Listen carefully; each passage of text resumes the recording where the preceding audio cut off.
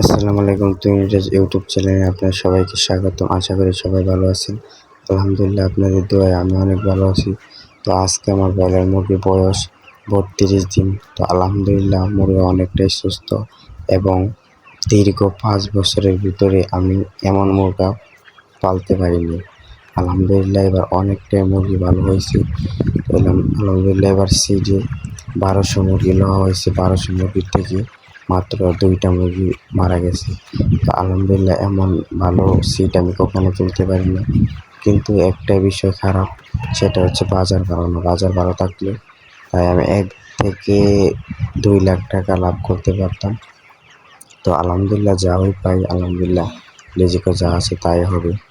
তো আপনারা সবাই যারা ব্রয়লার খামারি আছেন সবাই জানাবেন যে এলাকার কত লিড আছে। তো আমাদের এলাকার লিড হচ্ছে 25 থেকে 20 পর্যন্ত লিড, সর্বোচ্চ 25, সর্বনিম্ন 20। তো আলহামদুলিল্লাহ আমার 1200 মুরগি থেকে 400 মুরগি বিক্রি করা হয়েছে আগামীকাল।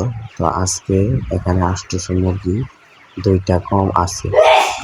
তো একটি বিষয় যে অনেক তাপমাত্রা, সেই কারণে আমি লিটারে ভালো ব্যবহার করছি।